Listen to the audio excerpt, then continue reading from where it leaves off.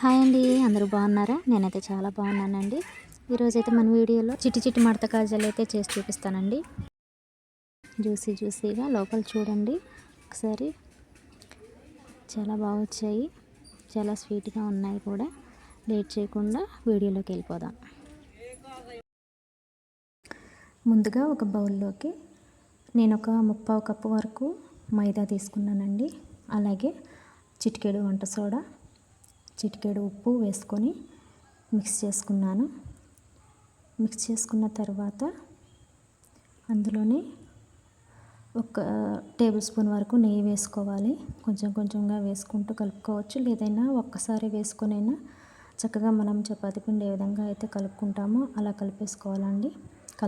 కలపడంలోనే ఉంటుంది. మంచిగా కలుపుతూ ప్రెస్ చేస్తూ గట్టిగా ట్యాప్ చేస్తూ కలుపుకొని అలా ముద్దలా పెట్టుకున్న తర్వాత దాన్ని ఒక అరగంట సేపు మూత పెట్టేసి అలా చపాతీలాగా చేస్తూ అరగంట తర్వాత తీసి ఎడ్జెస్ కట్ చేసుకోవాలండి. కట్ చేసుకున్న తర్వాత ఇలా కింద వైపు నుంచి అలా పైకి చుట్టుకుంటూ పైన మైదా పిండి వేసుకుంటూ అంటుకోకుండా ఉండటం కోసం పిండి వేసుకోవాలండి. అలా మొత్తం కూడా అలా చుట్టేసుకున్న తర్వాత ఎడ్జెస్ని అంటించుకొని అలా చూడండి, నైఫ్తో కట్ చేసుకుంటే అలా చిన్న చిన్న ముక్కలుగా కట్ చేసుకోవాలండి. దాన్ని ఒక పీస్ని అలా లైట్గా ప్రెస్ చేయాలి. వేలితో ప్రెస్ చేసిన తర్వాత అలా కొంచెం ఒత్తుకుంటే ఇలా వస్తాయి. ఇలా అన్నీ తయారు చేసుకున్న తర్వాత స్టవ్ మీద ప్యాన్ పెట్టుకోవాలండి. ఆయిల్ వేడవుతూ ఉంటుంది. తర్వాత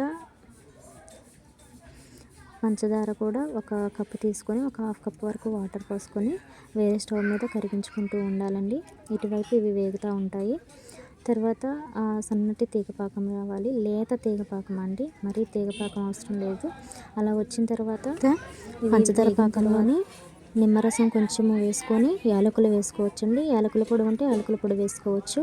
ఇవి వేగిపోతాయండి. ఈలోపు ఇవి తీసుకొని ఆ పంచదార పాకంలో వేడివేడిగా ఉన్నప్పుడే వేసేసుకోవాలి. వాటిని పంచదార పాకంలో ఒక 15 నుంచి 20 మినిట్స్ వరకు ఉంచాలండి. అటు ఇటు మొత్తం కలిసేలాగా కలుపుకుంటే అంతేనండి. స్వీట్గా ఉండేటువంటి చిట్టి చిట్టి మడత కాజా అయితే రెడీ అయిపోతుంది.